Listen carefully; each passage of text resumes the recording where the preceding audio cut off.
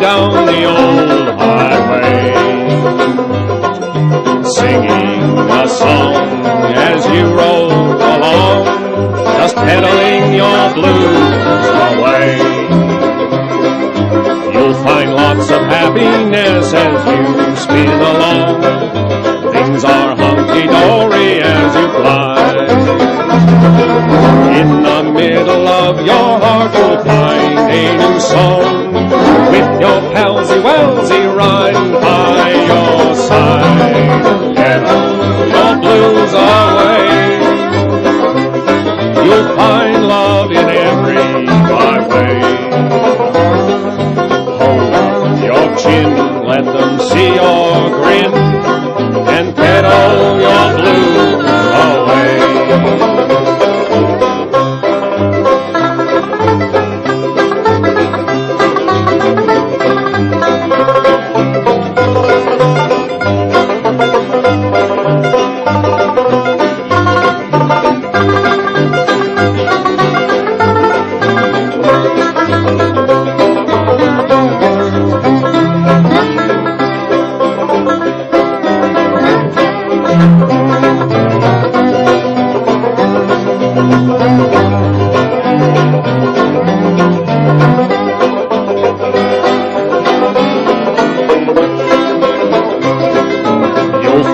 Of happiness as you spin along. Things are hunky-dory as you glide.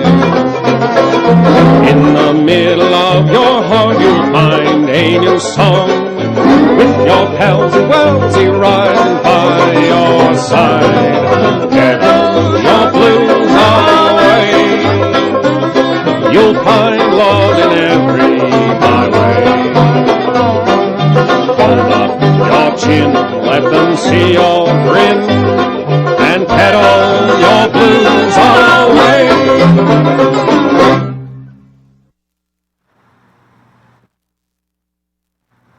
Okay, we're going to talk to Dana, who was hit by a drunk driver on her cell phone a few nights ago on a Midnight Riders ride, and she was... she had both her legs broken, and she's in the hospital, and she will talk to us in just a few minutes. And there was a characterization of the whole accident by ABC News and the police as being somehow the fault of the riders for being, in the standing off the curb, and even though they weren't. There was no car supposed to be in that lane, and also because there were condoms and beer found at the scene. And so the news report also mentioned that they were wearing black, which was supposed to be sort of indicative somehow of their being reckless and at fault somehow for, I think it was like between 9 and 11 people injured. I can ask Dana the specifics. But we're going to hear from her in just a few seconds or minutes. Let me try to put some music on while I'm waiting.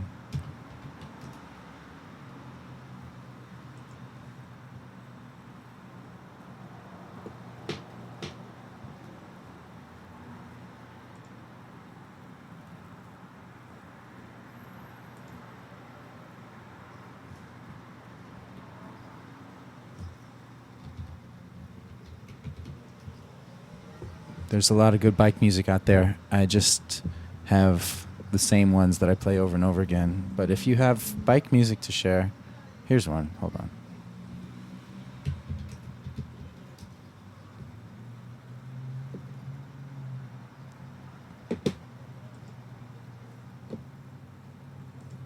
There's the old classic. Here's one.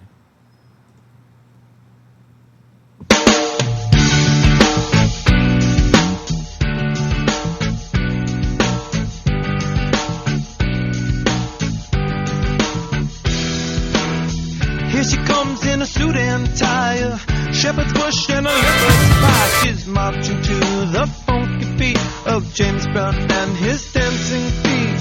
I'm gonna set your fish on fire, pistol whipping of desire. So please do not resist your fate. I'll pick you up, yes, it's a day.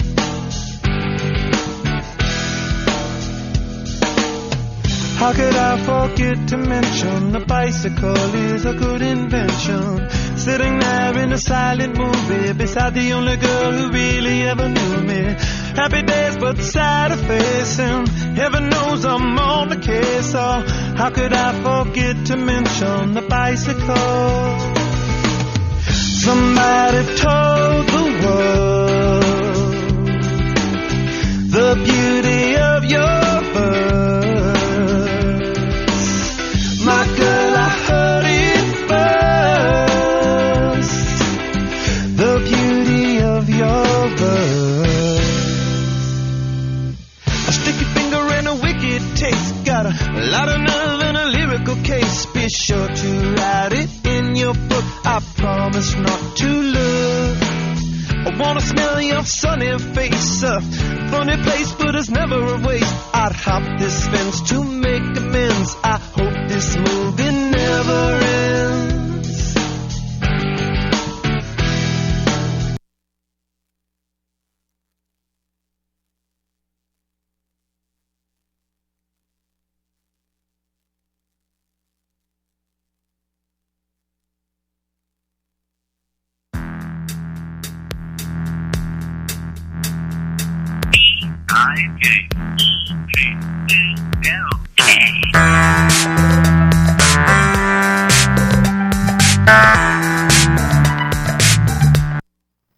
Hey, good morning. This is Bike Talk, and we're on the phone with Dana from the hospital. Hi, Dana. Hi. How's it going over there? I don't know. It's pretty good. I'm having like breakfast, and a couple of my friends are here. Do you have friends there all the time? Seems like. Yeah, pretty much. Like the bike scene has been awesome. Like a lot of my friends are all just like nonstop. Like some of them spend the night. When I wake up in the morning till like basically when I go to sleep, people are here. Did you just have your surgery? No, they ended up. They're gonna give me the surgery later. They've been having me take more X-rays and MRIs to make sure exactly what I needed. And what do they say is going on? I have 2 broken legs. Okay. And my shoulder was out of joint, and they're going to also check if it still really hurts. And they're going to look at the X-ray and possibly do more on it to see what's wrong with it completely. What did that feel like? Like the bones, like, are making, like rubbing. Like I feel them crack every time I move a certain way. Oh my God. Really sore. My legs are basically wrapped in a cast up to like my hip. Should you be feeling the bones rubbing around in a cast? No, I can't move my legs. Oh. At all. They're completely straight and like stuck out. So. Wow. How long have you been in the hospital now? 4 days? 3 days? Since Wednesday night.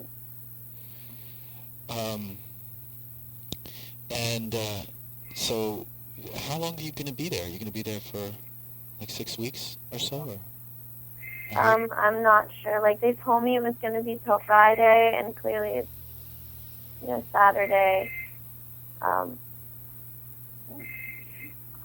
they just gave me some medication. So. But I mean, it takes a while to get out of the hospital for something like that, right? And do you want to talk to me about Wednesday night? What? About that, how it happened? Yeah. Hold on one second. You have to take one of my pills. Okay. So we're talking to Dana, and she was on the Midnight Riders ride Wednesday when a drunk driver plowed into the group.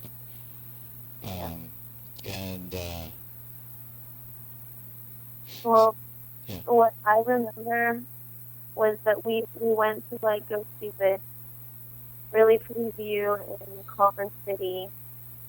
It was off Jefferson. We were all coming back down from it, and there were a lot of things, so people were waiting on on one of the lanes of the road. It was the turn lane. Because I even like saw some of the videos finally, and it was a turn lane. So she shouldn't have even been in that lane. But there were about 40 of us, and we were all kind of taking the lane, probably like, you know, a pretty good amount of it. You know, so The city it was very visible. We all had like our lights on. I was near the front of the group, not quite in the front. And I remember hearing car back. And the next thing I remember is feeling some, like a sharp pain being like lifted into the air and then being on top of the car. Wow. And she continued to drive with me on top of the car. And I saw my friend in the windshield. And then she finally stopped when people were surrounding the car. They took me off of it, and they took my friend out of the windshield and laid him down beside me. Just remember that I knew that I could walk, and that my neck and my left side was like in a lot of pain. And I thought like that he was dead. Roger was the one that was in the windshield, and he wasn't moving. Everything was like bloody, and then just the ambulances came, and there were, you know, that's pretty much what I remember. Have you talked to Roger? I haven't gotten to talk to him. He's in the same hospital as me. A lot of my friends are making their rounds. You know, they come here and visit me, and then they go visit him, and so they're going back and forth. He's on the floor underneath me in the ICU. It's his birthday on Sunday, actually, so I talked to the nurses about maybe like rolling me down to his room so we can hang out or something. But so he's awake? He's awake, but he's going through a lot of surgery. He's the worst off of everyone. They had to put him in a coma when he first came in because he was in so much pain. He broke his shoulder, his jaw, one of his legs. Like, he can't eat anything right now other than, you know, like English food. And he's gone through several surgeries and isn't going to be done with them until I think Monday. You said he's eating what kind of food? He can have like, I think, applesauce and things like that. That's it. So who else got hurt in this? Know that there are about 6 other people that are hospitalized. One, her name is Dora, and she's at UCLA Medical Center. She broke one leg and has some bleeding in her brain. I think she might have been the one that was dragged underneath the car. Oh my God. There was another boy named Byron this year. There's a girl named Cassandra. And there's also a girl named Casey, who nobody knew who she was. She was like a new rider. It was her first ride. We picked her up because she had a flat, and somebody on the ride fixed it for her, and she decided to continue coming on the ride with us. And she's in a coma. Oh my God. She came in and nobody knew who she was. She didn't have any ID. You know, it's the first time nobody knew her. Like, they thought her hair was red, but really it was blonde. It was red because of all of the blood. Yeah. Would you say she lost almost all her blood? Is that what you said? Her hair was red because her head was so bloody. She's really blonde. Oh my God. And nobody knows really who she is or her last name, but she's here in a coma. I don't really know other people other than Dora and Roger, but I know there are multiple other people that are here. 11 people got hit and 6 are in the hospital. 11 got hit and 6 are hospitalized. So what speed was the driver going? Well, apparently, like, this is what I heard. I never saw it because I never saw anything. I just got hit. She saw everybody. People said that she saw, like, they saw her expression that she noticed that something was there. She was texting and she was drunk. And she said that she tried to press the brake, but she accidentally pressed the gas. And that's why she accelerated, because she started going about 60 miles an hour. So, Everywhere. so she was texting, Yes. and she was also found to be drunk, right? She was drunk, and she sped up when she noticed that I was on top of the car because she thought that we were trying to chase her down. She sped up on purpose then after. After. I think that she was really scared, is what she told everybody, because she thought we were all going to do something to her, which everybody did surround the car and make her stop. Oh my God. And he was nearly, apparently, in the back seat. Like, he was through the window, like, really far. Like, just his legs were sticking out. Okay. So did you talk to this woman?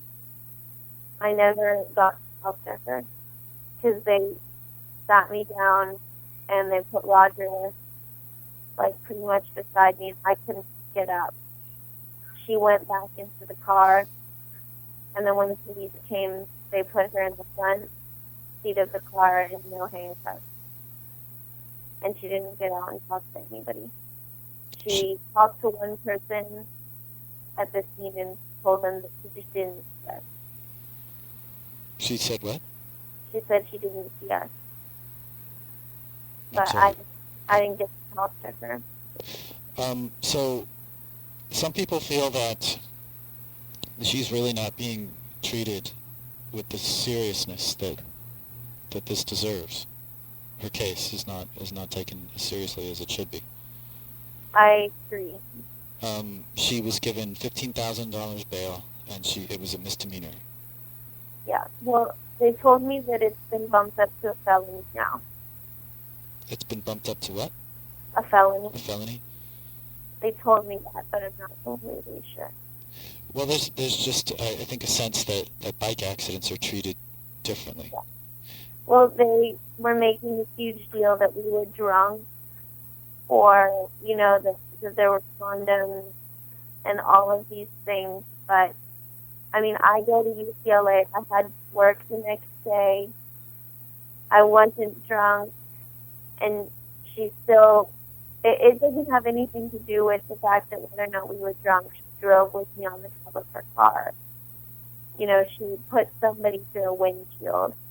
That if there were a bunch of drunk pedestrians walking around on the road, whether or not they're sober or drunk, and somebody comes and hits them with their car, it's still a big deal. And we weren't even pedestrians on the road. We were about to ride our bikes, and we have every right to be on the road when we're all riding our bikes. It's 3 people per bike to take up the lane, and we had about 4 people. Mm-hmm. We had the right to take the lane. Yeah, if you watch the news report on ABC, it says, you know, it brings up the fact that there was beer found at the scene and there were condoms found at the scene, as if this is like a mitigating factor in her crashing into you. Yeah. So, and the condoms, I don't know whose they were. I don't think they were really a part of this. It has nothing to do with it. The beer has nothing to do with it either.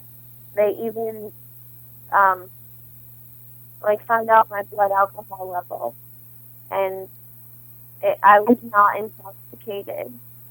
So that has absolutely nothing to do with the situation, because I'm one of the people that got hit, and I don't know about several of the other people, whether or not they were drunk or not, but we were not all intoxicated.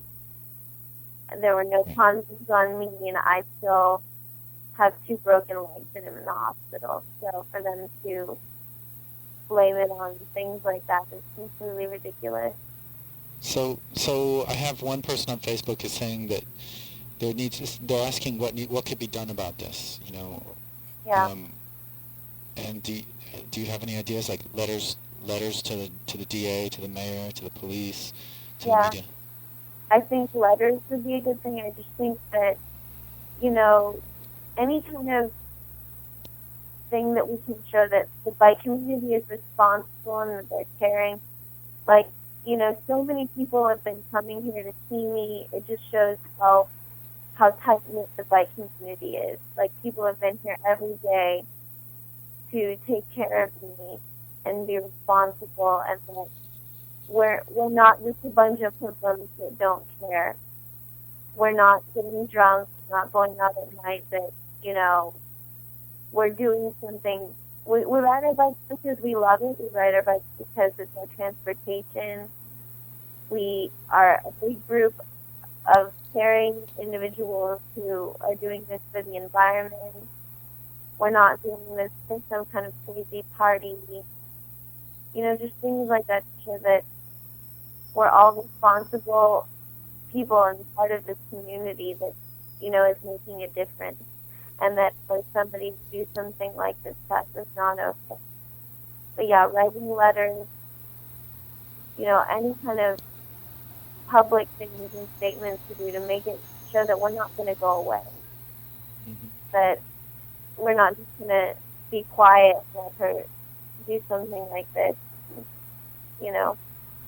Do you think there will be a Midnight Riders kind of response along these lines? There already has been, I think. Like, after somebody had a ride that they posted that came here, they talked to the news. It was called, like, Justice Ride.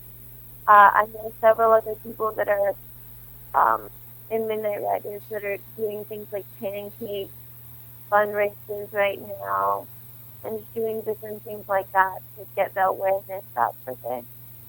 I know some other people who have gone out and done some road tests where they drove in a car to see, and at 40 miles an hour down the same road with people standing with their lights on with their bikes to see whether or not, we were visible.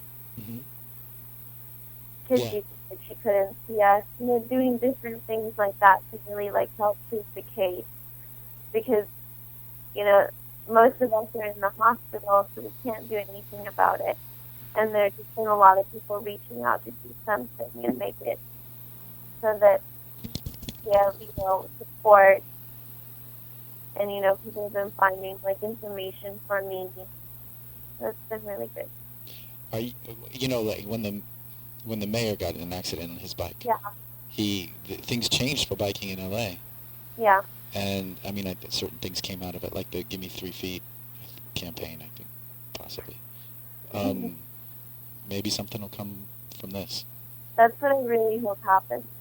I was talking to the person who's leading this ride, and this is a negative thing. This is really, it really stinks, that this happened, and I'm not happy. But I know that if we all come together, and so many people in the bike community are coming together over this. So many people are upset that we can make this into something positive. Instead of taking this and just being upset and being in the hospital, we can all come together and, make it so that there's a laws change so that drunk drivers, are punished for doing things like this, so that there are more safety laws for people like bikers who are biking tonight. Instead of saying, well, why were you biking tonight with this big group? You can't do that. They should be making it more safe for us. And we have the ability to do that because we're in this situation. And rather than turning it into a negative and saying how bad it is, we can make it into something positive. Okay. And we can really do something good for LA and the bike community. Yeah. So I guess is there somewhere where that we can direct people who are interested in following the repercussions, following what comes out of this? Midnight Riders, or should they follow you on Facebook or? They can follow me on Facebook. I've been adding a lot of people. I know that a lot of people are looking things up for me, so I can post more information. I know that there are a lot of people just doing different things to try and help. Uh, I I don't know if we can make like a Facebook group or something where people can post stuff. I know that BikeTalk is getting a lot of information. I've seen it. People posting all the time in there. Yeah. So, Well, and you know, yeah. is there a Twitter for you? I don't have a Twitter. I just have a Facebook. Your Facebook is Dana Dirty South. Yeah. How'd you get that name? I'm from North Carolina. Okay. Yeah. Cool. And can you say what hospital you're at, in case people want to contact? Well, I'm in college. I go to UCLA. Okay. So I moved here 3 years ago to go to UCLA. You're at the UCLA hospital? Yeah, I go to UCLA. All right. So are you ever going to go back on group rides? Yeah, I mean, it's going to be hard, but I have so many people that are helping support me and want me to come back. They're like, I know it'll be hard for you, but I'll go back. It wasn't the group ride's fault. It was the drunk driver's fault. We didn't do anything wrong. Yeah. My bike is ruined. People have already got me new bike parts so that I can start booking a new one. People are being very supportive. Like, it's not the bike community. They didn't do anything wrong in the situation. We were doing everything that we were allowed to do, and we were being completely legal. We had our lights on. We were taking one lane. It was the driver's fault, and this could have happened in a bike group. It could have happened not in a bike group. And honestly, if it would have happened when I wasn't on a group bike ride, I could have been dead. What would I have done? Nobody would have helped me the way that I'm being helped now. So I would go on another group bike ride. These are the people that have been here for me. I have no family here. My mom is flying in from North Carolina. That's where I was born and raised. All my family is there. But I still constantly have people in my room because of the wonderful bikes that we have in LA. Like, spending the night with me, making sure that I'm okay, giving me coffee. They went to my house and got my things, Yeah, So wow. it's not the bike ticket. It's the drunk drivers and the situation that we were in, and we're going to make it into something positive, I'm sure. All right. Well, I'm glad. Well, definitely we'll be following that, and I'd love to, help you in any way I can, and BikeTalk will help, to try to turn it into something positive if possible. Yeah. All right. Well, maybe, is there anything else you want to Well, say? everybody should show up to the court date, which is on 7/11. Like, I don't know much information about it right now because I just started looking at all of the news because I didn't really have a computer before. But yeah, I think having a huge bike presence at her court date would be an amazingly big thing, to show our presence. So Yeah. So 7-Eleven, and that's easy to remember. And where? I can look it up for everybody, And but I'm not exactly sure. and while you're looking that up, I saw there was a bike accident injury attorney, a personal injury attorney, who posted about the accident. Oh, really? Yeah. I haven't seen a lot of the news at all. Like, I've been staying off of it. I haven't rewatched a lot of the videos and the news reports. I know I've had interviews, but I haven't really seen them because it was just too much for me to see at the moment. Yeah. But people have been telling different things.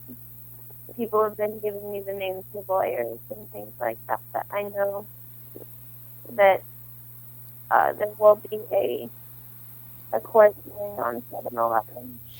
Okay, and you'd like as many people Yeah. from bike community to come out I think that would be really as good. possible. That to show that the support of the community. Well, Where they're helpless and things like that, and just show that we're a good, safe, healthy community that wants to protect everybody, and we want them to be safe on the road. Well, this is something I think people can get, or can come together around. Yeah. Definitely. So, this guy Paul Ralph is a personal injury trial attorney, and he posted on their blog all about it. Okay. So you might check that out. Ralph's blog? Well, it's the law offices of Paul W. Ralph in Orange County, and apparently Paul Ralph blogged about it, the whole news story, and then he talks about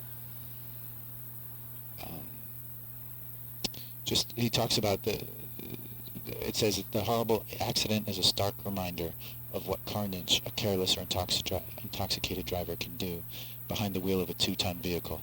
Bicyclists have just as much right to utilize public roadways as the operator of a motor vehicle. Is there a link to this anywhere for me to find? Or? Yeah, I mean it's been on Facebook. It's if you go to you can see it on BikeTalk's profile. Okay. So just like on Bike. Yeah, I've just started looking at all of the things for a while. It's kind of too much to look at. I can actually give you the guy's number too. I mean, it's okay. here. Well, I can't write it down, but yeah, I've seen a few of the things that people are still writing, and I'm definitely going to do a lot more research. Like when my mom comes through, we're just going to look at everything together. Good. Yeah, because she hasn't really seen much about the news, and she's been doing as much research as she could, but yeah. She must have been pretty freaked out. Yeah, she was the first one that I called, and I had to hang up because they had put me in the ambulance, and my phone was dying. So it was very, yeah, it was stressful because she's all the way in North Carolina, and there was a lot of noise. So it's been, I'm out of that, crazy stage, and I'm ready to, start looking at things and watching the news and seeing really what happened. And I'm glad that so many people have been posting on my wall. I've got a lot of support, and a lot of people have been sending me things and comments. And I'm really glad that you're doing this interview, to raise the awareness for it. So. Well, thank you for talking to us. Yeah. It's important. We can do something to make this positive, and there can be new laws. I'm sure something good can come out of this. Can I ask what you're studying at UCLA? I'm studying photography and anthropology. What's the second one? Anthropology. Oh, good. Yeah. So, those seem like they would go together. Well, yeah, they're interesting kind of kids, but I really like both of them, and I love being in school. And unfortunately, I have to drop my summer classes, but I'll be back. Yeah. So, all right. Well, anything else? Is there anybody else there who wants to talk to us? No, they both went to go get coffee. Okay. So you could call Roger. I don't know if you would be able to talk or not. I'll have to give you the number for some other people. Okay, yeah. Let me take that off the air. Take what? I'll take those numbers off. I'll put on a song, I guess, because we don't want their numbers everywhere. Okay, yeah. Like I can tell you, like I can get off the phone and then write them down and send them. Oh yeah. So that'd be good. That makes sense. Okay. So should I send it to BikeTalk, or what should I send it to? Yeah, I mean, just our email is livebiketalk@gmail.com. Gmail? Okay. BikeTalk@gmail.com. Live BikeTalk. livebiketalk@gmail.com. Okay. All right. Well, thanks a lot. Thank you.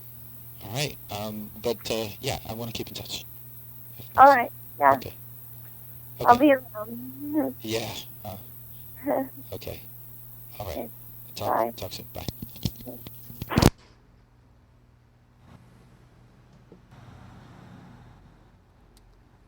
Okay, that was Dana, and we are going to wait. Paul Chicken Leather's coming. I'm gonna put some music on. If you want to learn more about what's going on with Dana, check out Dana Dirty South on Facebook. And hopefully we'll talk to Roger and some of the other people who were hit. And maybe we can talk to this personal injury attorney. That might have to be next week. Here's a song. The song is called The Bike Song. You're listening to Bike Talk on kpfk.org or live on killradio.org. And we're every Saturday. See us on Facebook, livebiketalk@gmail.com.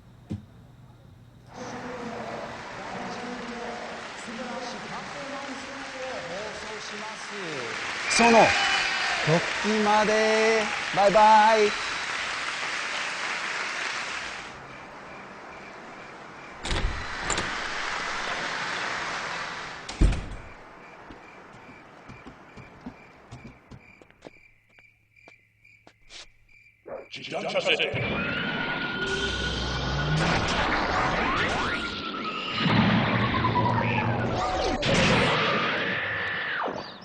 Bonjour, mon vieux. I ride around town, round with the pedal to the metal, the pedal to whatever. I ride around the town with the pedal to the metal, the pedal to whatever. I ride around town, with the pedal to the metal, the pedal to whatever. I ride around the town with the pedal to the metal, the pedal to whatever. Shooting round the sticky bends, I hear the conversation in my head. Thinking of a place to be, I sing a little melody instead. I won't argue with myself till my legs are getting some help. My mother tells me I should stop, go and get a real job. That can't be the way that I roll. And everybody's growing up, having kids and paying rent. Then I'll get in cars on their own. I'm gonna ride my bike until I get home. Gonna ride my bike until I get home. Gonna ride my bike until I get home. Gonna ride my bike until I get home.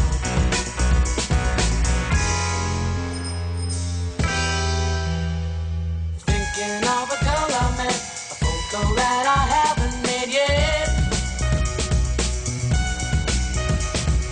All the things I've done this week, and all the things I should have done instead. I sweep the pavements and the parks, I hope that I get home before it starts. And my mom tells me I should stop, go and get a real job. That can't be the way that I roll. And everybody's growing up, having kids and paying rent. Then I'll get in cars on their own. I'm gonna ride my bike until I get home. Gonna ride my bike until I get home. Gonna ride my bike until I get home. Gonna ride my bike until I get home. I can understand it, but I can't really stand them. Girls love cars cause harm to the planet. Don't you wanna take a joyride on my tandem? Puppy on a huffy, don't I look so handsome? Bikes, advice, they so nice, like priceless. Working on my calves, the triceps, the biceps. Bypass the gas, stop the traffic lights. I get around without a driver's license. Hello, you walking? Farewell, I'm off then. And I'm whipping through the city with the 40 and the 50 party popping on my Willie. My mom tells me I should stop, go and get a real job. That can't be the way that I roll. And everybody's growing up, having kids and paying rent. Then I'll get in cars on their own. Gonna ride my bike until I get home.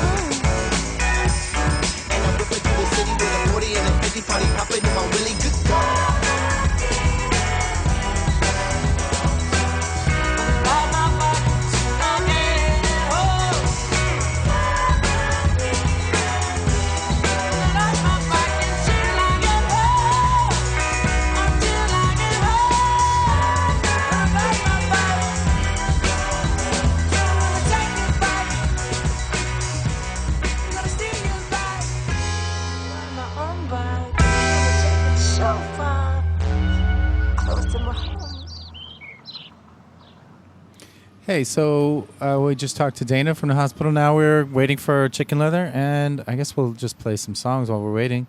If you want to call in, that's 213-252-0998. You're listening to Bike Talk, podcast on kpfk.org, live on killradio.org, and you can reach us at livebiketalk@gmail.com.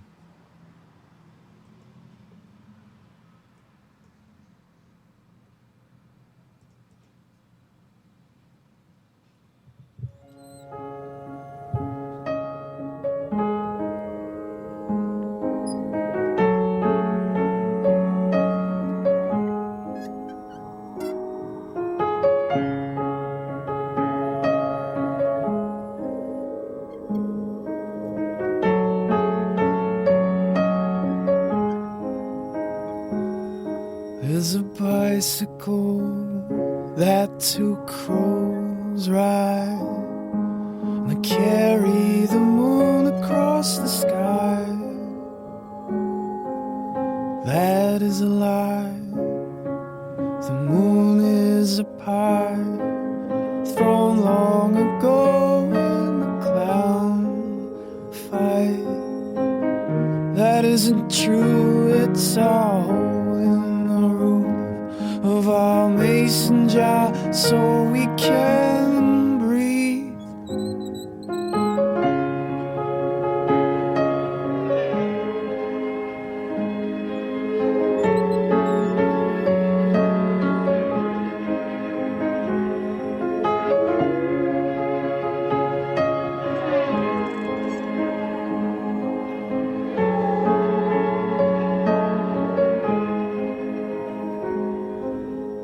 I'm not a soldier and I'm not a saint. My clothes are all covered in paint. I feel like a clown when my car breaks down. My paycheck is already gone. But I will climb on my bicycle. Carry the moon to your house.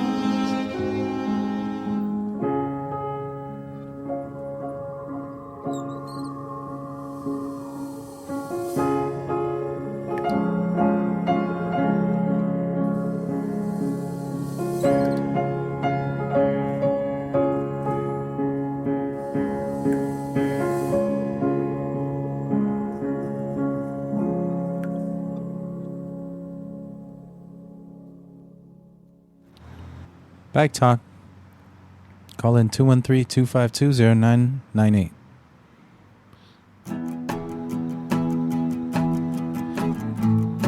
If you have any comments, questions.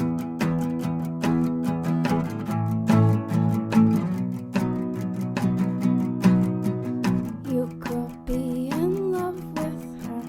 I don't care, I don't care. You could put your lips on her. I don't care, I don't care. You could be inside of her. I don't care, I don't care. You could ride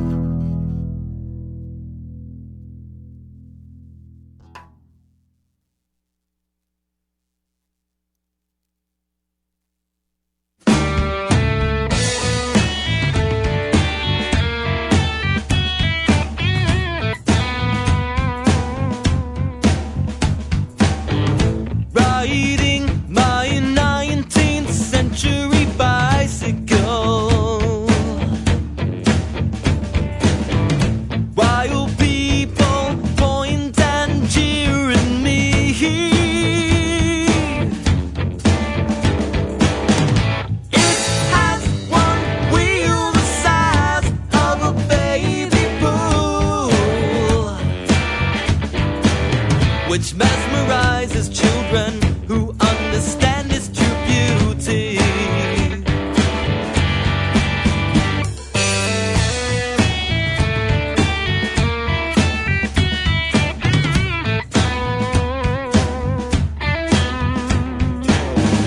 Why are we as people always so fickle?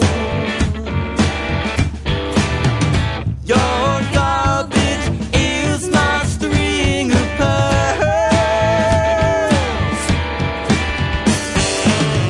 I'm out of sync, I'm out of fashion, but I got a style of my own.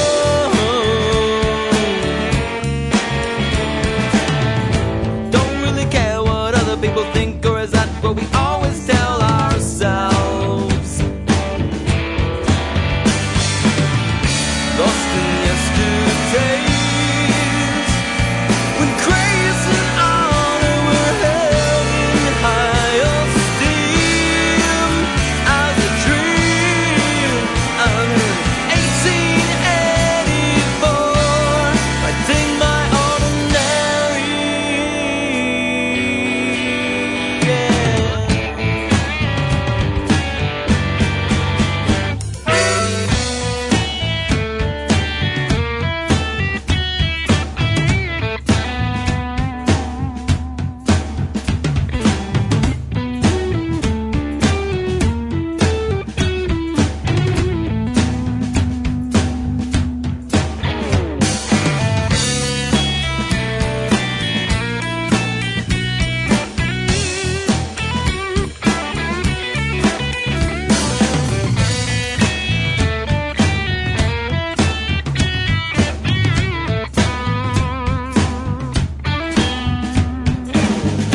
Riding my 19th century bicycle, while people smiling crowd around. They all wanna know where to get one, so they can be cool on their own. But it wouldn't be the same, it's already done for the 13th time around.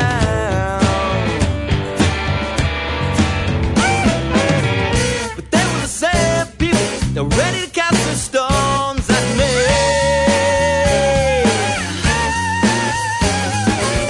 So funny how they stand around and marvel at this odyssey. Which was once a formality.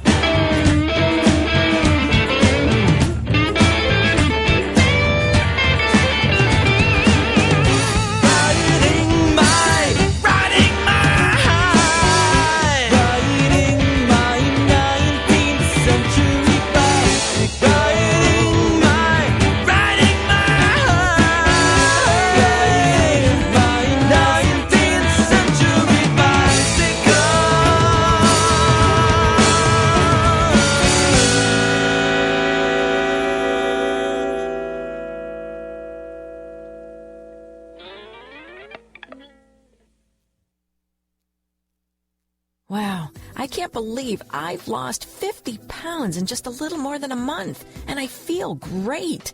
My family is complimenting me, and I still have a few days left on the Keto Miss diet. It was easier than I thought. This is incredible. Tired of struggling with your weight? Potentially lose 1 to 2 pounds of fat per day. Okay, what was that? Wonder what that was.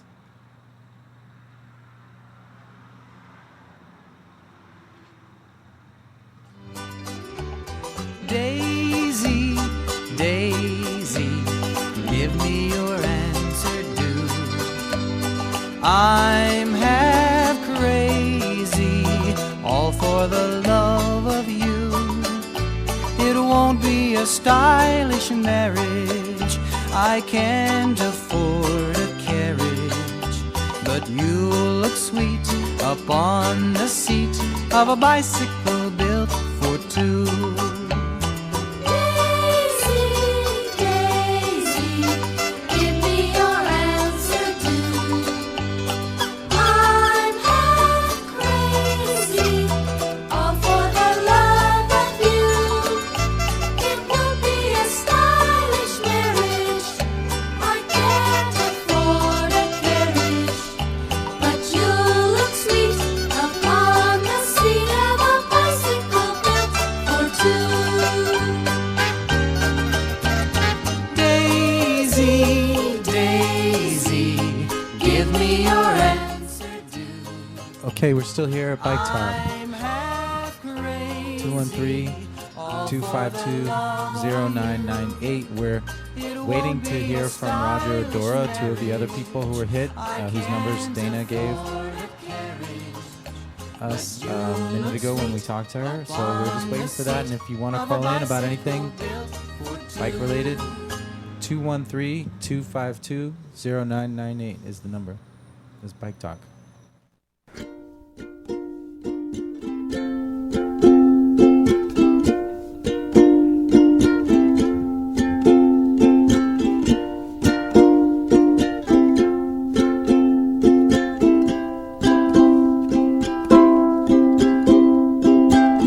You rode away on your bicycle, standing up on the pedals, 'cause it's a one-speed and a hill when you're leaving my place. You rode north through the alley, the moon just framing your hair so. The cut not long but not short, definitely hip. And the wind said summer, and all the poets scramble to find an object to describe when you rounded the bend. And a moth just missed you, still unable to choose between the street light and the moon glow upon the trees. And you coasted down the bowl of the land that hems the ocean, maybe thinking maybe, and maybe thinking no.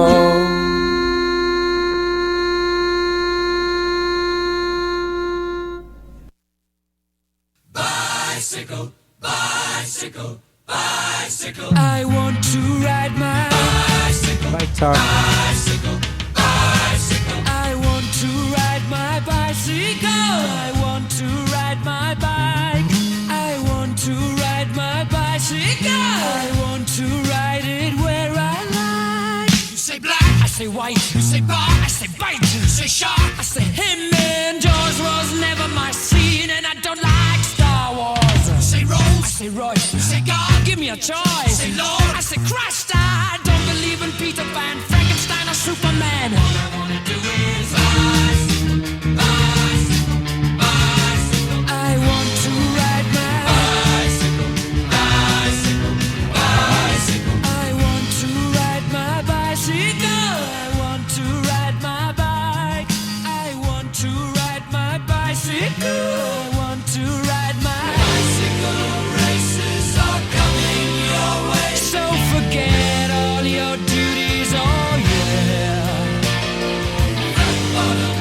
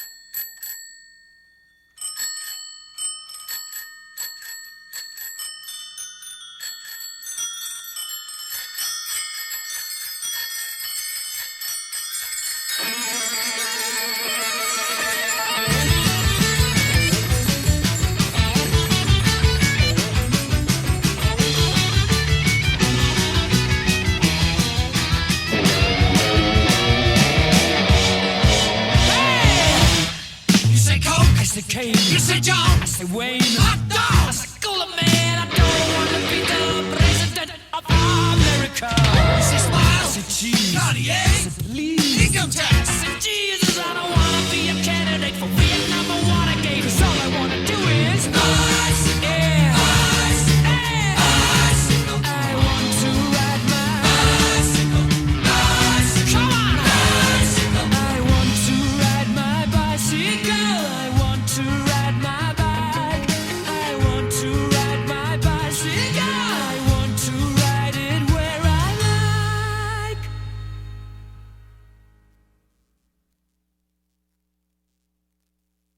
Say put your feet to the pedal and your waist to the bass. And everybody let me see you start a new race. Get real comfortable, your feet them on the pedal. And everybody when your body bass to the treble. And everybody now, we whining anyhow. New dance for the people them. Missing me from Trinidad. Spontaneous, let me go. Cause everybody want to see the new brand show. Say new dance, bicycle wine. New dance, bicycle wine. New dance, bicycle wine. From the front and all behind. New dance, bicycle wine. New dance, bicycle wine. New dance, bicycle from the front and all behind. So pedal back, pedal back, pedal back, pedal back, pedal back, pedal back, pedal back. Say just like that. Pedal front, pedal front, pedal front, pedal front, pedal front, pedal front, pedal front. Do what you When you talk about dance, it's not only dance hall. Cause when it comes to soca, say we can do them all. Put your mind to the test, get the stress off your chest. And everybody do the dancing, no shameless. The crowd them on the side, get ready now to ride. New dance for the people them, but keep your pride. Don't have to tell you twice, you don't know how it go. Now everybody rock up front and start the show. Say new dance, bicycle wine. New dance, bicycle wine. New dance, bicycle wine. From the front and all behind. New dance, bicycle wine. New dance, bicycle wine. New dance, bicycle from the front and all behind. So pedal back, pedal back, pedal back, pedal back, pedal back, pedal back, pedal back. Say just like that. Pedal front, pedal front, pedal front, pedal front, pedal front, pedal front, pedal front. Do what you want. That's you are one spontaneous. We come to teach you to ride. What a wicked combination. Grenada, Trinbago, everybody ride. Say put your feet to the pedal and your waist to the bass. And everybody let me see you start a new race. Get real comfortable, your feet them on the pedal. And everybody when your body bass to the treble. And everybody know, we whining anyhow. New dance for the people them. Missing me from Trinidad. Spontaneous, let me go. Cause everybody want to see the new brand show. Say new dance, bicycle wine. New dance, bicycle wine. New dance, bicycle wine. From the front and all behind. New dance, bicycle wine. New dance, bicycle wine. New dance, bicycle from the front and all. So pedal back, pedal back, pedal back, pedal back, pedal back, pedal back, pedal back. Say just like that. Pedal front, pedal front, pedal front, pedal front, pedal front, pedal front, pedal front. Do what you I feel like moving, dancing, moving. Tonight I feel like dancing. I'm really in a dancing mood. I really feel like dancing, but I feel like dancing rude. Tonight I feel like dancing. I'm really in a dancing mood. Tonight I feel like dancing, but I feel like whining rude. Put your feet to the pedal and your waist to the bass. And everybody let me see you start a new race. Get real comfortable, your feet them on the pedal. And everybody when your body bass to the treble. And everybody now, we whining anyhow. You dance for the people them. From Trinidad. Spontaneous, let me go.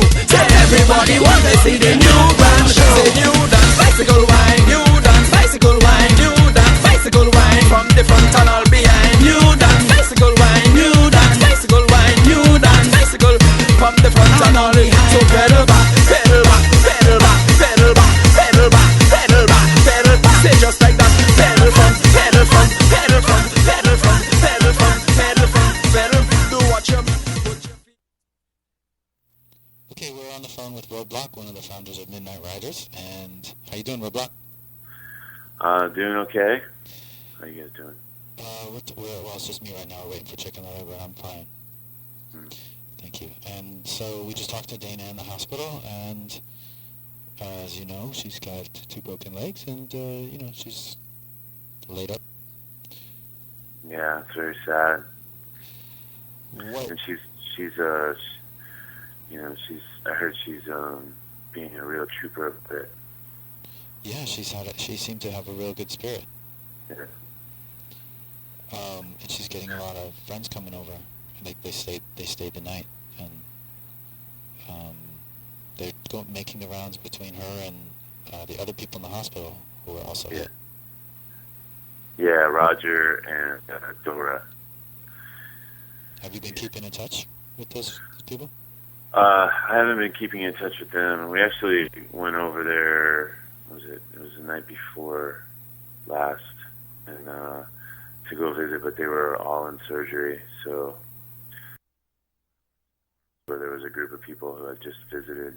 There was like 10 or 15 people there. So a lot of people have been, visiting and supporting everyone. Yeah, I was talking to Dana about how, maybe something will come out of this, like the mayor's campaigns for biking in Ciclavia and support and all that from his bike accident. Maybe, yeah. Try to stay hopeful about that. But I'm already seeing indications from, at least from LAPD that they're trying to throw blame on the cyclists. So we're building a case against that. I was out with Trick Miller and a couple of witnesses the other night, filming the scene of the crime, because one of the preliminary conclusions, or one of the conclusions of the preliminary investigation, is that this driver was coming around a blind curve and couldn't see everybody standing in the with their bikes on the street. So we wanted to find out exactly how blind that curve was, and looking on the Google Maps, it looks like the curve or the bend in the road was about 1,000 feet back, which is 10 football fields. Is that right? 1,000 feet, or like something like that, like 3. It's far. Something. I don't even know what a football field is, anyways. 50 yards, right? Or is that 100 something yards? like that. 100 yards, so 300 feet. So three football fields back was the bend in the road. So we did a little video and showed that the line of sight to where the group was about 500 feet at night. If if there was any bike lights at all, we used 4 bike lights and had some guys stand where the crash happened and established that a minimum of 450 feet back had plenty of visibility at night. So you actually went out there at night and measured it and everything? Well, we measured it using Google Maps because the distances are so huge. But I created a Google Map with markers where all the incidents happened. We brought a couple witnesses out there to verify where the crash happened and where people were grouping up, getting ready to leave the park that they were at. And while we were out there, actually, Culver City detectives rolled up, and we told them what we were doing, and they were doing basically the same thing. So and that was promising, because they're going to be taking over the investigation, since it actually technically occurred in Culver City, and that was not known at the night of the incident. And that's why the LAPD responded.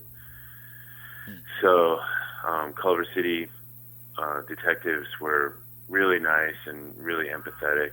So it seemed promising that there wasn't going to be a blame the victim mentality coming from them. That was coming from the LAPD. So, do you think the LAPD has a bias against Well, cyclists? I don't think everybody in the LAPD does, but I'm a member of the LAPD Bike Task Force, and we had a meeting the day after, on Thursday, the day after the crime happened, and the two, I guess they were the two lead detectives, or one of them was a watch commander, and the other one was a lead detective in the traffic division that are taking care of this case. They were presenting their findings, and they, as soon as I heard primary cause of collision was pedestrians in the street, it already felt like, oh, really? That's the primary cause, not the fact that this person was drinking or texting or was drunk. It's that there were people in the street, And I've talked to other police officers about this who disagree with that finding, that are saying, well, that that could be a contributing factor, but it's very rarely the primary factor. I mean, in those kinds of situations, people have to run out in front of the car, when the car has no ability to stop in time, like a kid running out into the street after a ball. But according to the law, if there's pedestrians in the street, the car has to yield, regardless of the reason why those pedestrians are in the street. If you have, say, let's say one of those riders had fallen, a cyclist, or got hit by a car earlier and was down, and there was a group of people, trying to render aid, that car launching down Jefferson at high speed would be at fault if it plowed into those people, because those people had a reason to be there. And in this case, I mean, they were exiting a driveway, and they were mounting up their bikes, getting ready to go, from what I understand. And that's a reason to be, in the lane. And they were in one lane. They weren't in all three lanes. So, this, according to witnesses, several cars saw them, slowed, drove around, that sort of thing. And we're not sure why this person, who actually, from witness accounts, slowed and then sped up. So we're not quite sure what happened. She slowed. Did she speed up before hitting them, or speed up after hitting them? Sped up before hitting them, from what I understand. There was a couple of bike riders riding eastbound on Jefferson towards the group, and people had their flasher lights on, their blinker lights, and so did these guys that were riding. And from what I understand, she slowed up past these guys, that were riding, and then apparently sped up right before slamming into everybody. So. And she says that she meant to put her foot on the brake and put on the accelerator. That's what she was saying? That's what Dana said, that she said. Oh, really? Okay. Well, then, who knows? Does that mean that she was impaired by alcohol? We'll find out, I guess in court. Well, we know she was impaired by alcohol, right? Yeah, I mean, she blew a .08 at the scene, which is above the legal limit, I believe. And then later on, she blew a .07 when she was in custody for a couple hours. So. So do you think there's why is this case important? This case is important because I think that the streets, the speed limits on the streets are not doing their job. They're not keeping people from driving reasonable speeds on our surface streets. The speed limit in the area was 40 miles an hour. There's a park there. It's a place where people go, where kids go, families go. And even while we were there, this was 10:30 at night. doing our investigation, there was a few cars that pulled up with people, like couples, and it's like this vista point where people go to see the city, and it looks beautiful up there. I've never actually been up there, but from what I understand, it's beautiful up there. And so, why are people launching themselves down this street?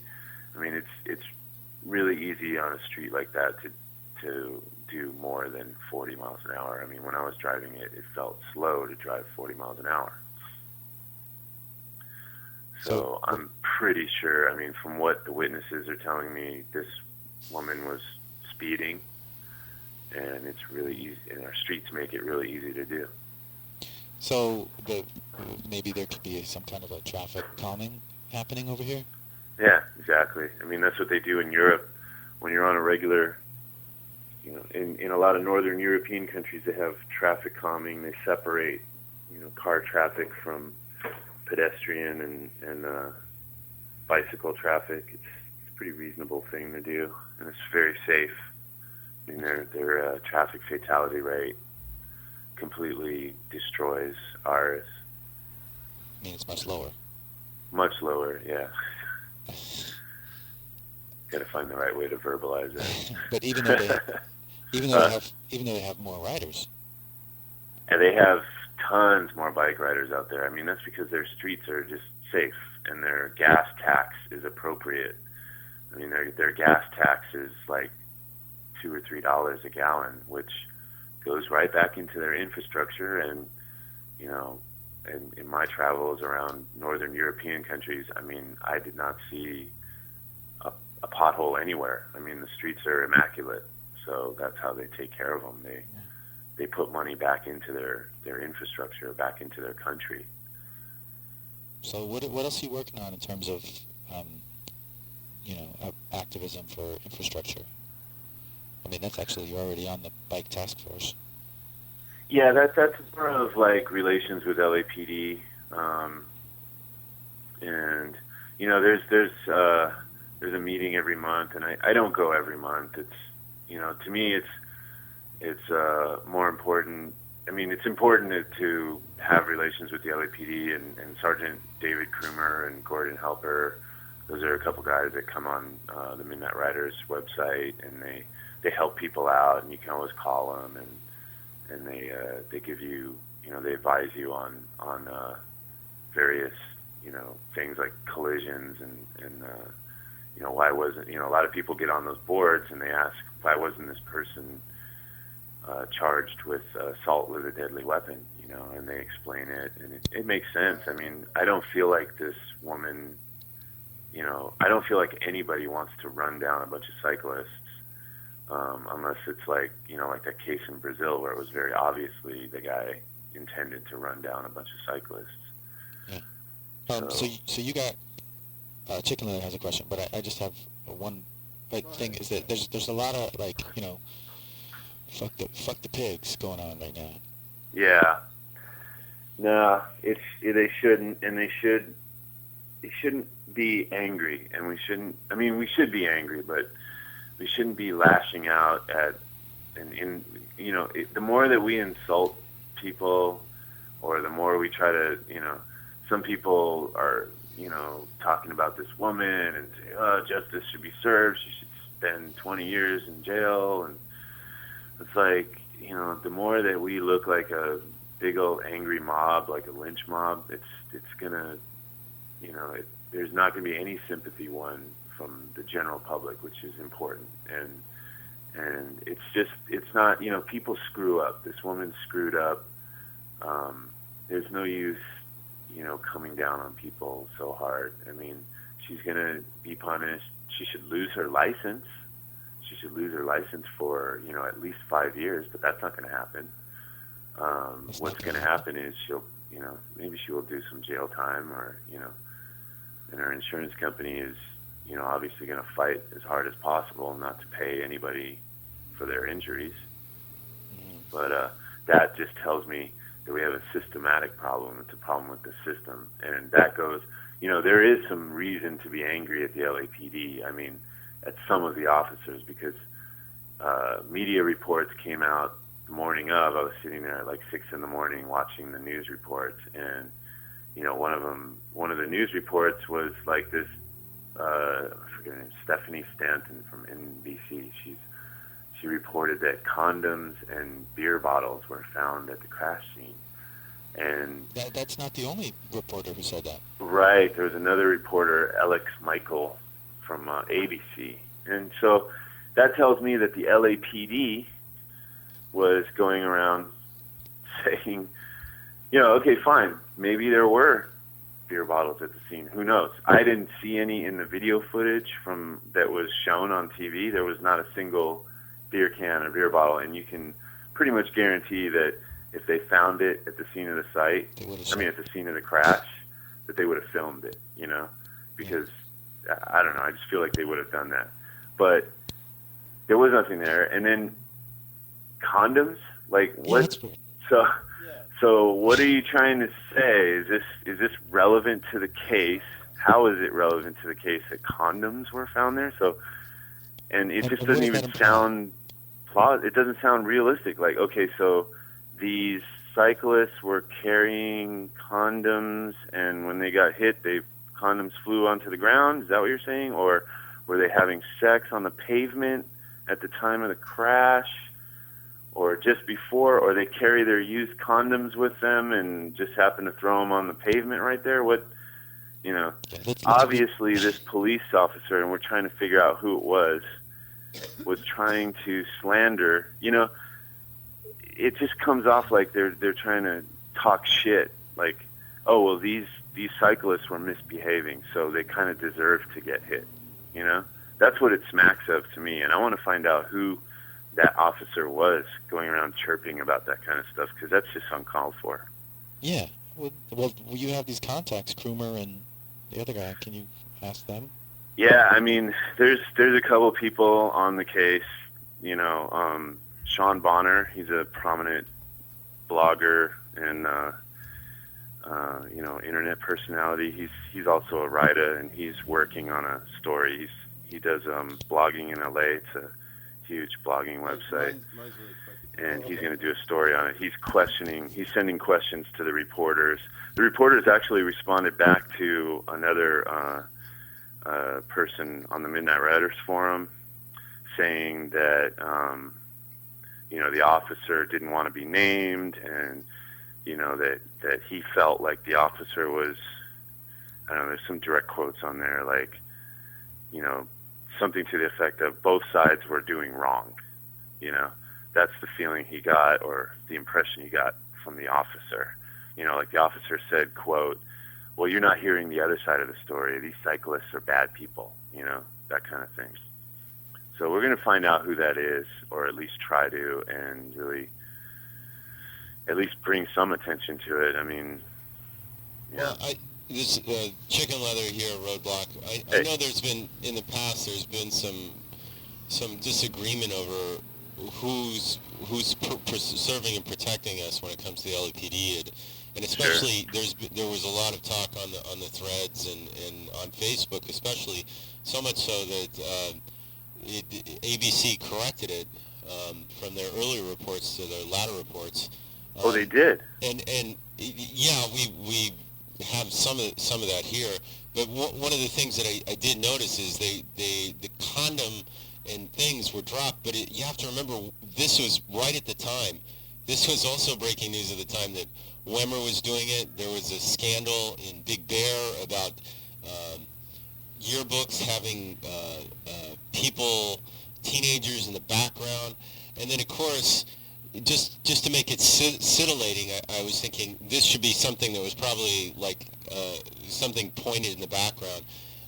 Something in the park. Oh yes, the usual trash in the park, and this park has been known to have this and that, and so it's just something that probably was woven into the fabric by the news reporting or something, and yet here it is being re-reported and stuff. And I think towards the end, especially some of the other news organizations on not ABC, but some of the other ones, the local ABC affiliate, were able to just say, hey, look, let's look at this just black and white. Somebody's texting, admitting they're drunk, or had a few drinks, texting, and running over these people. We're just going to call this what it is. She's a alleged person, and it was great to see that thing. But they also balanced it with the fact that that there were other factors. I heard on the other news report that the streetlights are out. So maybe the road conditions weren't perfect, but that's no reason to be speeding at 60 miles an hour, even though it might feel comfortable, and it might be something that you do normally, but road conditions change. That's why you have to be alert, and that's why. And I'm the first one to tell you, every day when I'm on a bike, I look over and there's either somebody eating, texting, on a phone, and it's like, if I was a police officer, it's like you'd have a field day. But it's like, is it about impeding traffic or is it about safety? And at one point, I'm sure they wrestle that all the time. But I'm being the devil's advocate here for something that's more serious than that. As every news station does their report from in front of a hospital or something, because that's the sensationalist nature of the news cycle that day. I mean, when you have them interrupting news just to tell you that somebody's resigning because of some non-event in the world when it comes out to it. I mean, surprisingly to me, Fox News was the only newscast that I saw that actually, gave a victim-friendly report. I was amazed. I put it up on the Midnight Rider site, too, because it was such a, fair and balanced report. I don't know. Basically, they were, really sympathetic. They're like, these guys were out on their bikes, in the middle of the night, and they say they do that because there's less traffic, which is totally true. And they didn't mention anything about condoms. They were just like, a driver slammed into a bunch of people. That's the story, It didn't seem like they were trying to be sensationalist for once. It was kind of crazy. Yeah, I think for too long we're looking at this as being, they're woven kind of liberal and conservative ideas into the newscast. I mean, we could argue whether this is the idea that, well, there's depraved people, they deserve what they get is on one kind of litmus of the scale. It's almost like I was reading this and all I can remember was the cardinal rule in a horror film. It's like, well, if you have sex in a horror film or you drink, you're gonna die, or if you're wearing a red coat or black in a Star Trek movie, you're the next victim or something. So these are things that people are starting to believe, which is really sad. Yeah. I mean, and they shouldn't transcend the seriousness of this, but it's out there.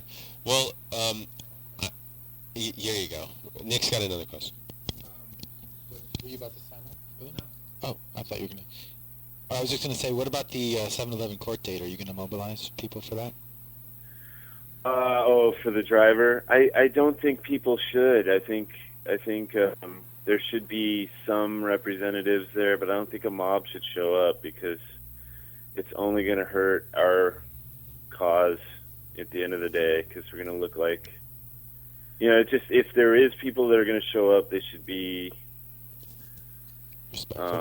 respectful and, just keep it real low key, I think, because I just think it's not going to help any cyclist cause if you see a bunch of angry cyclists, because it's just a tragedy, and we shouldn't be taking this and trying to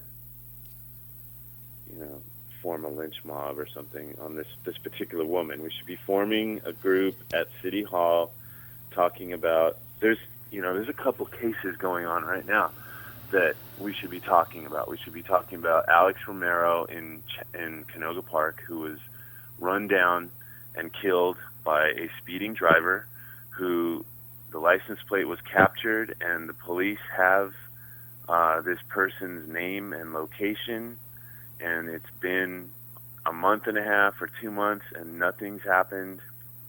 They can't find the car.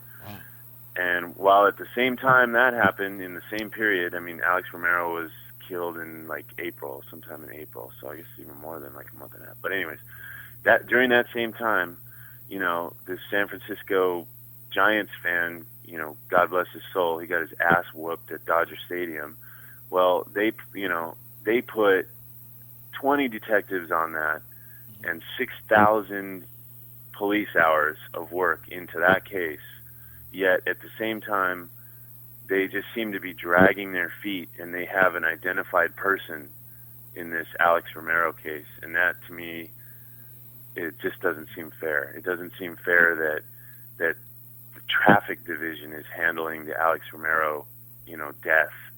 And who knows? I mean, I happen to know that those traffic division police officers don't have a lot of resources, and my concern is why aren't they dedicating more resources to that person's death when they've, you know, spent so much money and time on, you know, this Giants fan who, you know, he didn't deserve to get his ass kicked, but, you know, where's the balance here? How are we balancing our resources? Is it just because it's the Dodgers and it's opening day and that could affect ticket sales? Well, yeah. Or is it because Alex Romero is Hispanic, you know, and this Giants fan was white? Wow. You know, it makes you wonder, and the LAPD is not doing something to change that opinion, you know, it just makes you wonder. Well, you're there on the bike task force, and that's like our wedge. Mm-hmm. And you get to talk to the police. Definitely. I mean, I don't hold back. I mean, when I was at that last meeting, you know, I was questioning them on the pedestrian thing. You know, it's like, oh, are they really pedestrians? Or if you're, you know, let's say they're mounting up on their bikes, does that make them vehicles? You know, why is this different? You know, why are you blaming this group of people where, let's say this driver plowed through a bunch of people exiting a Dodger game, you know, in cars? Or, you know, people stopped in traffic. Let's say this car just plowed through a bunch of people stopped in traffic. You know, how does that change the responsibility? And they don't have answers for that, you know? Yeah, if a car had been just parked there. The car stopped, you know, as cars often do.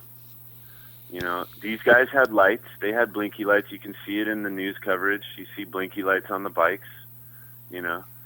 So there was, you know, you can see the blinky lights from 500 feet back, just like you can see car lights, you know, rear lights.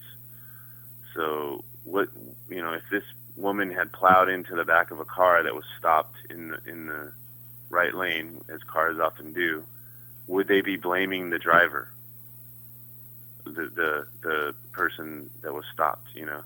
Let's say this person was letting somebody out, you know, of their car. Right. Right. I don't see how they could. Yeah. But I guess we'll play some of the news footage and just show how biased it seems. Yeah, if you go, I don't know if you guys have anything queued up, but there's a YouTube video, the Fox News one. I'd like to, I mean, if you guys get a chance, play that one too, just because it gives you a contrast. Both. You know? Where's the Fox? Go to midnightriders.com on the forums, and you can see also the video of the line of sight video. If you go to K-Town Video and Info, it's one of the thread topics. It's up near the top. Okay. And it'll show the line of sight video, and it'll show the Fox News coverage. Do you have some ideas about how to improve the you know, how to work on public relations? You know, just for the general public to think of riders not as reckless, but as responsible citizens? You know, there's gonna. You mean cyclists in general, or midnight riders? Well, just cyclists who are on the street, I guess. I mean, because you know, a lot of times people don't really distinguish. Yeah, I know. Public relations wise, for midnight riders, definitely, it it needs to not look so much like a party on wheels, and which is impossible because people like to just have fun. I mean, but I think that if the public wants to take, that seriously, then there is some things that need to be done on behalf of like group bike rides.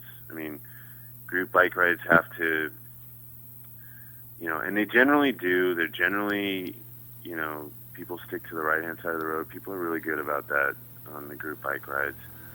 And I think drivers kind of see that. But sometimes, things get, people get into the other lanes or that kind of thing. That kind of thing we really need to work on. I mean, as far as group bike rides go.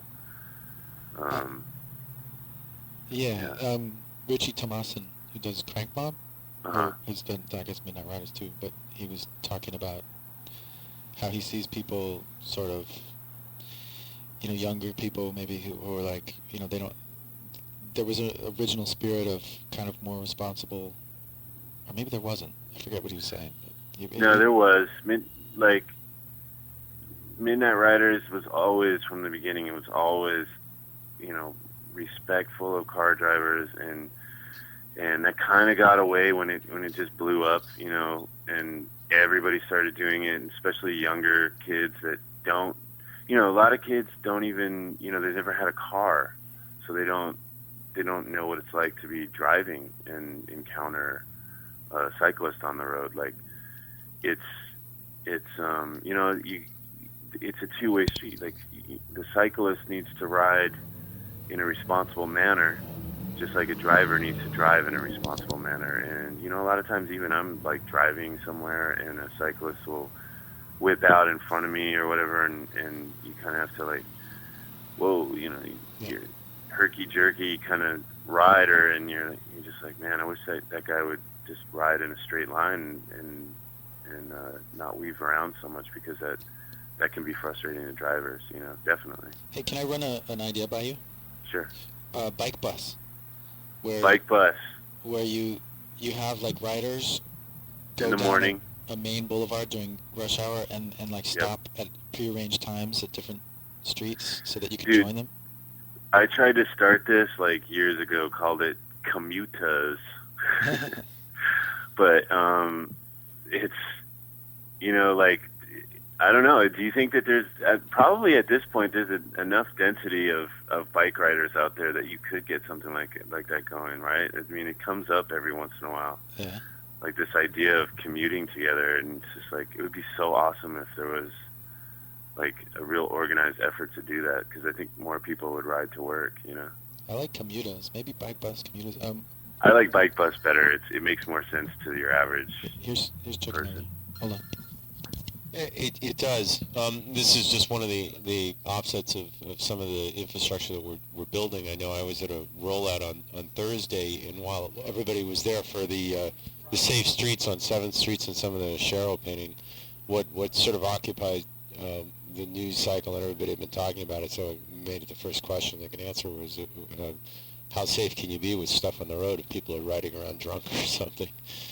Yeah. So right. It's sort of that's the play, but just the balance is there's all sorts of stuff that's coming up, and I mentioned this as a prelude to the fact that when I was at Streets Blog last night, a lot of people were saying that you were going to be organizing a press conference coming up in the next week. Can we look forward to something like that, or is that something that somebody just was saying off the cuff?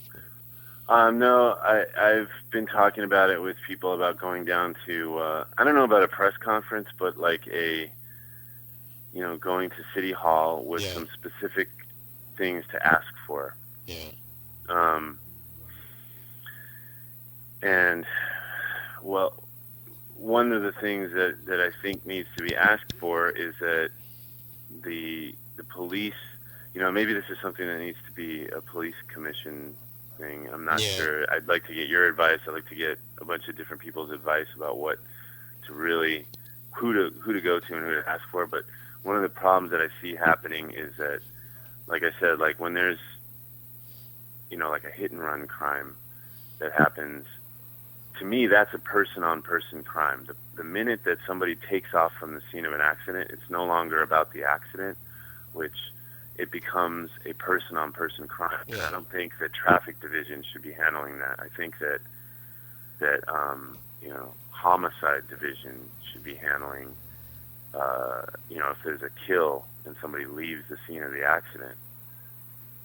It's strange because it's almost been monetarized, and by that I mean money is, of course, entered into this to sort of escalate it. First it was just, oh, you hit somebody, you stop. It's the chivalrous thing to do. Then it now becomes your insurance rates are going to go up, and it's like, well, wait a second. Don't you realize there's a different kind of level of sanity to this? Somebody's hurt, you help them. It doesn't matter if you don't have a license for the rest of your life, if you're never going to drive again, you'll cope with that. The important thing is to deal with the immediate emergency or something. Maybe that's the triage part of me or something. But yeah, I mean, I think that's sort of been put on the back burner now because we're looking at which one's more expensive, the bicycle or the car, and forgetting that there are people on it in both. Well, cases. we have this somehow in the United States. There's this culture of lawsuits and responsibility. There's no personal responsibility anymore. If you it's now about if you hit somebody on the road and you take off, you're not a responsible citizen. You're not a responsible human being. And then they find you and you lawyer up and you do everything you can to avoid being responsible for this thing that you fucking did. You know? It's like, where did we lose all of that? Like, when I was brought up, it was like I was brought up to be responsible for my actions. And we're just somehow, this culture is getting away from that. I mean... Yeah.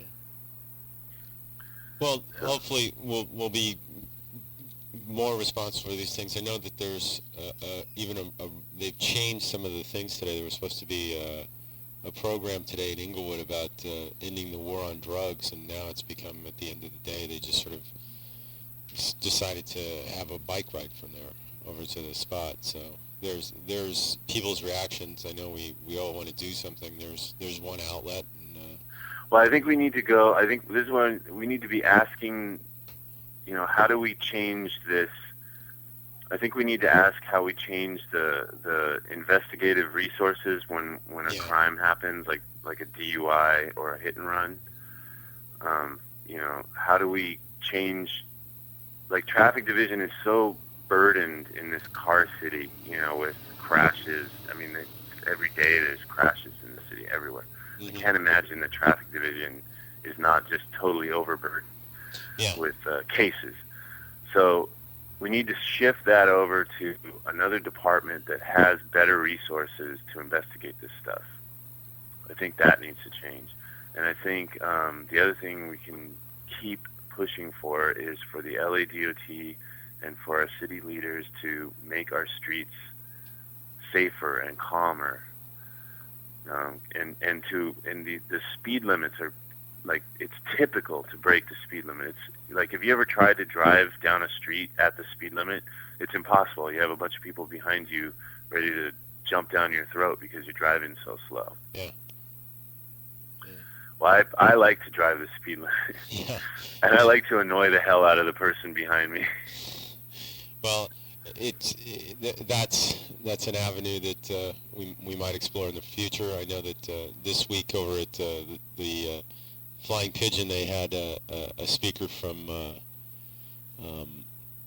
Canada that was talking about how you had to go out and hate cars just from the very nature of how they're marketed and what they stand for and how they've been sort of elongated, looking at the historical viewpoint, their thing against bikes. And I thought to myself in a point that's one way to do it. I'd like to think that we can get to it by sharing the road too. And maybe this is a different viewpoint that needs to be sort of.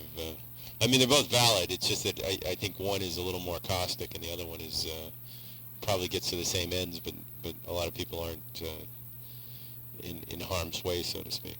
We got to figure out a way to love people out of their cars. You're not going to hate them out of their Exactly. cars. That's what I was saying. I was talking about branding and maybe, you know, instead of using sex as a sort of a news grabbing kind of way, maybe use it as a coaxing you into Mother Earth and the sanity of riding a bike versus the insanity of filling your car up every week and the money and everything else that goes to something you're never going to get. It's so insane when you think about it. Yeah, it is. 405. I mean, you can look at it from how much money we put into this sort of big menagerie of the freeway we call, and then on one side of the city, this is so important that they're going to make it free for the subways, but on the other side of the city, they just sort of, it becomes a footnote, and it's like, yeah, the 60 is going to get closed too, but you know what, we're not going to give you anything that weekend, we're just going to tell you about it, and we're not going to even, we're going to charge you the same on subways and buses, even though you need it more, and on this side where, you know, nobody really cares, we're going to make it all free that weekend. And so I discussed this with somebody from the bus riders union they're making the buses are free out in the valley? The buses are going to be free, just the red line that weekend that they're taking out the 405, which I kind of find so funny. Because I think that's a good idea. Well, that's cool. It's a great idea, but I think they should extend it from not just the 405 and make it citywide that weekend. Maybe sure, why not? 405, you know, that's Green so Line, expensive though. 110 or anything. Well, see, they're looking at it like we're losing money instead of like they'd be gaining face. It's the old yeah. You know. Well, the thing is, this is, you know, they're going to spend this, you know, billion, or how many billions are they spending widening the 405? I don't know, but Black Woman. They should have just put a train, a light rail down the middle of the 405 from the orange line to the green line, and kept that open while they were doing the repairs. And make money. They make money back from public transportation, but regular freeways and roadways, we put money into it, we destroy it with our 4,000-pound cars, and then the road destroys our 4,000-pound cars. It's so expensive. It's funny because the media campaign for this, that the news has sort of put on this about the closing down, is just insane. And versus something like, you know, they asked people when was the first time you had any kind of inkling or desire to take Metro, and it came like, well, we heard about this thing downtown called Cyclavie, and it seemed kind of silly to take a car to something that was bike, so we took, you know, public transportation. Which, if you think about it, if that's the first time you've ever used public transportation, well, that's fantastic, because it was, you know, a very pro event, and by that mean it's there weren't any minuses to it. It seemed like very positive in that things. So, Roadblock, I hate to. Do you have any parting words for us? Because we've got another caller on the line here. Oh, right on. No parting words. Just everybody keep calm and try to see this as a systematic problem, and let's not focus on this driver so much. Let's not, you know, let's not be a lynch mob. Let's really try to see if we can get some systematic changes, and you know, absolutely let's do that. Okay, take care, everybody. Thank you. Thanks. All right. Well, that was of course Roadblock, and I know that there's been a lot of just input on not only online on some of the tweets and the social networking pages, but calls and best wishes out there, and ours are with the people that got injured, and some of the other people that have been inadvertently affected by this. I know that someone was going to call in, so now the phones are free, so hopefully we'll be getting that. What happened was Roger Lucas just called in. He was another person he was the one who went through the windshield, and he's in the same hospital as Dana, and he called, but his jaw is broken, and he doesn't really want to do an interview now. I don't blame him.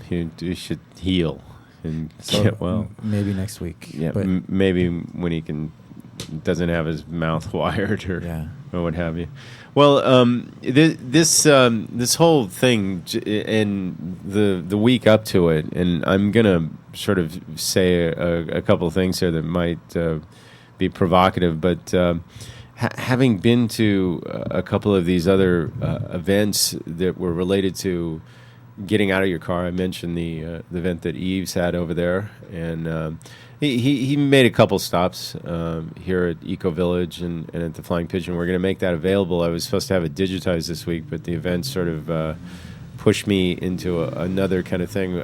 I know that Flying Pigeon is waiting for their copy too, but it made me aware that a lot of people look at this like a war between the car and the bicycle, and I really think that it has to be a rethinking of that if we want to have cars for some purposes, they're ideally suited, but for other ones, we need to address their, let's just say, their negative fallout. And I think similarly with bicycles, while they leave a better carbon footprint and they travel at a different rate of speed and utilize the road differently, that they too have their place. And I think the two of them have to almost coexist. Well, I mean, they are think now. We do need to have some space that's not dangerous for bicyclists. It's actually I mean, it to me it could be like a law. There could be a lawsuit, saying that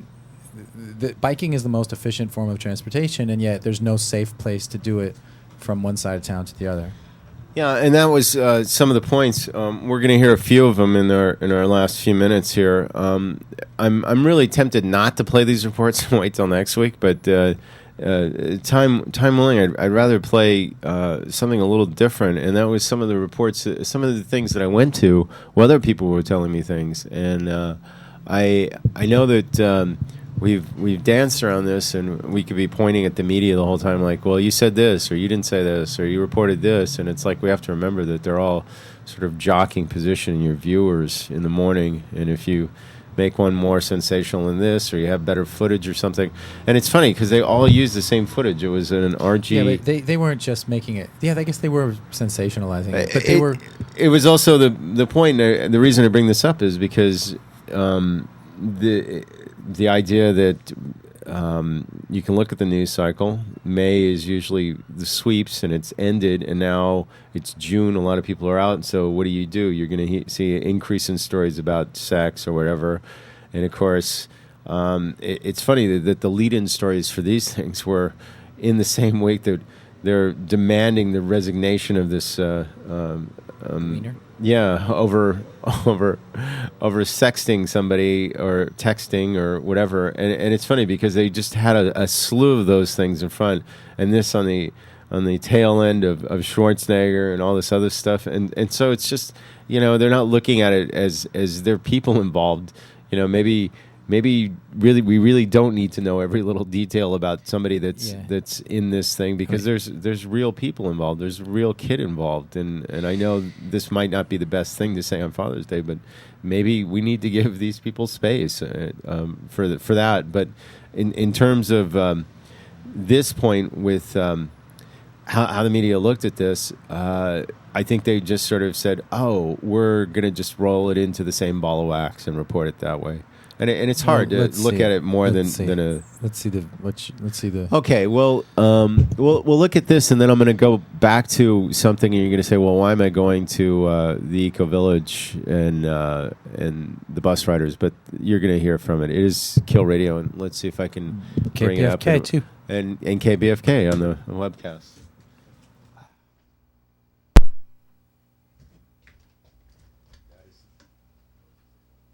That is not your stereo popping. That's us here in the studio working with the machinery. Here we go. Driver near Culver City. The driver crashed into the group at Jefferson Boulevard and Hertzler Road. This morning, witnesses tell CBS 2's Kirk Hawkins the driver may have been going 60 miles an hour when she plowed into the bikers overnight. With one bike after another on the ground, it looked like a demolition derby, with bikes all over the road after a horrible crash. Paramedics loaded one victim into an ambulance near Jefferson Boulevard and Hetzler Road early this morning. She was one of 9 cyclists injured when a suspected drunk driver slammed into a crowd of 100 that included this man named Luigi. All I just saw was, watch out, and I just saw everybody get just dragged. Everybody got dragged like a bowling ball. The group was riding together as part of a weekly late-night bike ride that began at Wilshire in Vermont and Koreatown. But frequent riders say it's never ended like this. We never seen this before, and it's kind of, I guess we're in bad luck, I guess you could say. I mean, we can't prevent it, so luckily, I hope everybody's okay. The LAPD says the group that calls themselves the K-Town Riders were standing in the street near the Los Angeles-Culver City border at the time. Some cyclists in the group believe the driver reached speeds upwards of 60 miles per hour at the time of the crash. It was not good. But after the crash, I was just help everybody out. The suspected drunk driver was behind the wheel of this white Honda Civic. As you can see, it had massive front-end damage and a shattered windshield after the crash. Inside the cup holder of the car, you can see a lighter, Ziploc bag, and an aluminum can. Some of the cyclists are now planning to spend the day at local hospitals, watching over their friends and family. I'm not mad at this person for what has happened, but some of my friends are in the hospital right now, and I have to go to the hospital and stay there. The LAPD says the driver was booked on drunk driving charges, but they also say that the group of bicyclists was also partially to blame because they were in the middle of the street. Near Culver City, Kirk Hawkins, CBS 2 News. So this is the initial report that I started. I'm of this opinion. I guess that I'm going to see what they're reporting and look at it. But instead of just looking and viewing, I started to grab for videotape, or in this case, a recorder of some type. And this was at 11 o'clock. They'd already been reporting on this for about 3 hours, including.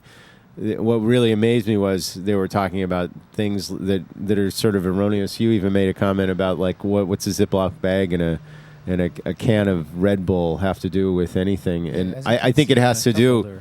Yeah, I think what they're trying to do is these are just things in your car, but the important thing was I noticed on some of the threads that they were there and they had questioned, and some of the eyewitnesses had talked to them, and there's been a lot of discussion whether this is going to ruin a legal case later on because so many people had read about this, and then you're tainted by reports or anything. This is what came out of the social network when it first happened, and there were reports that people had gone up and asked her, and she admitted that she'd been drinking, and she also admitted she was texting. So there you go. I mean, maybe that explains why so many people were hit. She probably wouldn't have admitted that after reflecting on the whole thing. Probably not. She would have probably remained silent. But anyway, what was really funny is these are both going on simultaneously. I'm switching over channels. I don't have the same setup I used to have with the 3 TV sets recording.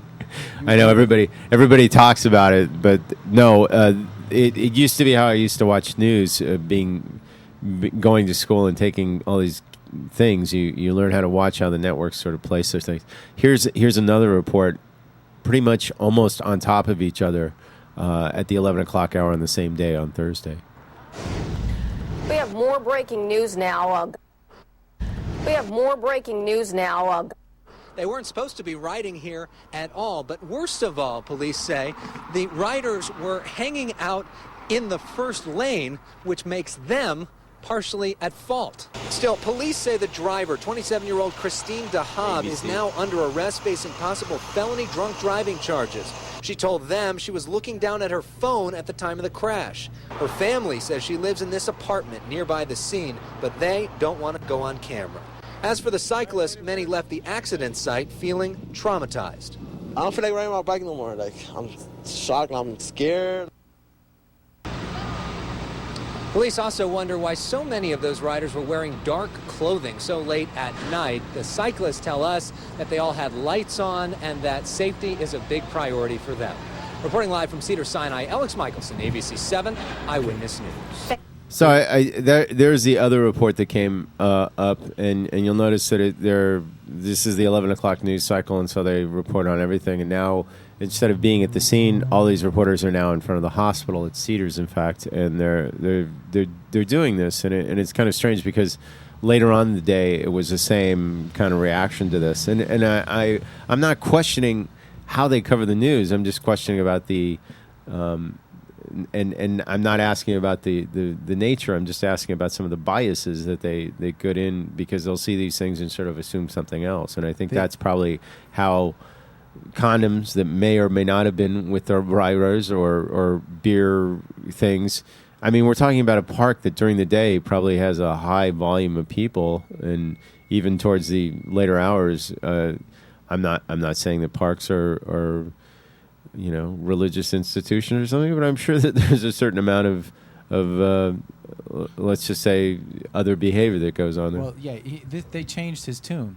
Yeah. His earlier report, the same guy. Yeah. Mentioned that there were beer and condoms. Oh yeah, and there's some other reports here that I did log. The one with Amy Powell. She goes from being almost this thing, and then all these blogs. There were a lot of people that actually sent blogs to them and said, "Hey, look, we really don't like this commenting and stuff," and it totally changed from that report. They went back and recut it. Huh. So maybe we'll discuss that next week, as I'm looking at the clock now and seeing that we've overextended. Maybe we'll go for another 10, 15 minutes. We can, yeah. Yeah, we'll try, because this is such an important thing. Let's see what I had Thank you, next Alex. on Now the to cycle thing. So in between this and Chip, thank you for that report. lawsuits, this is And in other news KTLA today, did something 11 cyclists were about hurt, one. 2 of them critically, after a suspected drunk driver plowed into them early this morning near Culver City. They were part of a group of about 70 cyclists that had just visited the Baldwin Park Scenic Overlook. KTLA's Dave Meekum spoke to one cyclist who was knocked unconscious by the impact. Did you see it coming toward you? Yeah, I seen it coming. And after that, I just blacked out. I woke up on the floor. The first thing you saw when you woke up? Like, I seen people crying, people like screaming, call the cops, call the cops. Everybody was screaming. Lucky to be walking away. His mother there to pick him up, albeit scraped up. Nearly a dozen others taken to West Side hospitals. 2 of them critical here on Jefferson Boulevard, west of Rodeo. The female driver facing felony DUI. Witnesses say there was basically no warning. In my mind, I was thinking, like, it's going to move, it's going to turn, and it just kept going through, and at that point, I seen people flying. I tried to just move everybody who was close to me back, and it took the rest of the people out. Like, at least 30, 25 people got hurt. This group of 70 or so cyclists stopped on Jefferson Boulevard near Culver City just before 2 this morning. Some stood in the bike lane, others spilling into a driving lane. They were waiting for those behind to catch up. They'd ridden to the top of the Baldwin Hills Scenic Outlook. This ride itself beginning in Koreatown, just like it does every Wednesday night. And that street light above the cyclists, another piece. It was out at the time in Baldwin Village. Dave Meekum, KTLA 5 News. Did you hear the way? The driver has been identified as 27-year-old Christina DeHaab. She is expected to face felony DUI charges. Another divorce. So you can see that later in the day they started reporting it a little more balanced. At least the Channel 5 one started out that way, and that's how they continue. And maybe that's why we shouldn't pick at one or another or something, including somebody like Fox, who did cover it pretty much the same way. And we have that coming up later. Anyway, this is what media outlets face all the time. They're trying to do this. We actually went to a couple other events and got to talk to people on the street about their reaction, which was kind of unique and stuff. And I'll play a little bit of this now. I know that I had a report here for some things about the China bike sharing program they were doing, but we'll get to that next week along with some other reports. This was at the event, and it was supposed to be a rollout. Hi, for, nice to meet you. Nice to meet you again. For taking back your neighborhood, kind of the Koreatown's night out with all the community kind of things. And what we did is we bumped into a friend of ours here that we've seen in a number of these things. Here we go. She was gonna. I lost it. I queued it and lost it. I don't know if I agree with all his things about hating a car. So we were talking about Eves, who had come down, Oh, Eves. and I'm trying to re-cue it again here. Kill Radio, our equipment, trying to stand the test of abuse here. It is Bike Talk, and it's on KPFK on the webcast, the podcast, and of course Kill Radio here, heard on Saturdays from 10 to noon. And going a little bit over. Here we go. We're at the... Quite a shindig, yes. We're going to start the program. How are you? At 7 o'clock. How are you? Good, good. I was going to call you the other day, and then Oh, call anytime. It got out of hand, and I didn't, and we have a very interesting event. What was the event? It was the guy who wrote that book, Stop Signs, Cars, and Capitalism. Oh, Eves. He was over at the bike at the Flying Pigeon on Sunday. So you saw it? We videotaped it. In fact, we're going to play some. He did. He talked about it. He did sell some books. Yeah. So he was at Tuesday. I don't know if I agree with all his things about hating a car just to get the bicycle agenda, but if you see what they do for the car, I mean, just today after that event, I was really kind of dumbfounded by the fact that all these people. I mean, this woman drunk runs over all these things and they're blaming bike riders. You don't have all the facts. Yeah. You're probably right. I put a thing on the. See my comment at the LA Times? I haven't seen it. Oh well, look at the comments. There was a lot of bicycle support in the LA Times today on that. Okay. And a lot of questions. And we need to find out what the facts are. Obviously, from my perspective, anyone that's in a pedestrian or bicycle car accident, the car driver should be held responsible. Exactly. And there may be a few sacrificial lambs because all car drivers are not always 100% responsible. But I think we have to do that to begin to change the culture. There was some talk that I know on one news station they were just blatantly saying that the bike riders might have been in the wrong, and I'm thinking, well, you know, just because you're on the street doesn't mean that you're fair game to be hit by a car. And the other thing was, I know that another station had said, we think that the lights were out there. The actual facilities all were dark when they went in. There's no excuses for this. But if you're drunk and driving that fast and checking your phone, you might want to rethink how you're driving. Or if you're looking at your GPS, or if you're texting, Yeah. or if you're fixing your makeup because you're about to... Just coming here, coming right here, right now. Somebody was in their car, and I said, "Hey, man," and he goes, "What's going on?" And I go, "Dude, you got two hands on your phone, and you're going uphill in a 3,000-pound car." I said, "You may want to rethink that because the bus is right in front of you." It's a lethal weapon. Yeah, absolutely. Hello to some other people All right, too. hey, well, thanks for talking to us. Do you know Chris? I do, and I'm going to talk to him in a minute. I meant Eric. Yeah. I'm going to talk to him at the bus ride. All right, that was we're going to talk to him at length. Hopefully later today on Talk is Still Cheap. We'll play some of this. That was from the Bus Riders Union that are doing a lot of good things, and in fact, some of the issues we talked about this morning come up into it because, believe it or not, he doesn't ride the bus all the time. He has a bike too. He's multimodal. He's multimodal, but for him, it's not just about his freedom to ride a bike. It's also about making it safe enough, or almost a civil rights issue for everybody else, that people should be able to pursue happiness in whatever mode or medium they're going to, not just exclusively out of the car. What's his name? I want to say, she was saying Chris. I think his name was Eric, but we're going to find out for sure before we broadcast it tonight at 6 o'clock. Isn't this great? I'm we meet people and we're always, everybody, I know the same thing happens to you. They go, Nick, it's Nick, right? Yeah. Chicken pleather? And I go, sure, that's close enough, Chicken foot, chicken feather, Chicken George, any of those, just something about chicken or something. And I chicken soup. I joke about that because on TMZ, I guess the last few weeks they've been talking about chicken genocide or something. A lot of people are on chicken protein diets or something. So, and then of course the Foster Farms chickens. I'm always equated with those chickens, and of course our friend over there at Orange 20. Kachi. Yeah, he's always joking about chickens too, and of course Which came first, the chicken or the chicken leather? So we're going to get into that next week. Or maybe we Chicken or the won't. leather? Maybe we shouldn't get into it. It is Kill Radio. This is Bike Talk. And KPFK on the podcast. There you go. And the email is livebiketalk@gmail.com. And before we go, we want to extend our condolences, not necessarily apology. We just want to make sure everybody gets well really quick, and our thoughts are with you, as are a lot of the people in the bike and even the car community are.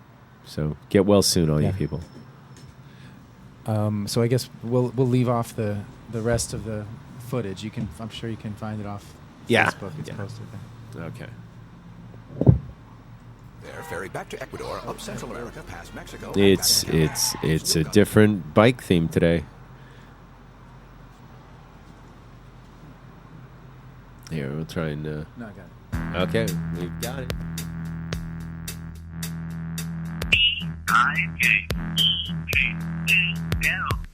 BikeTalk.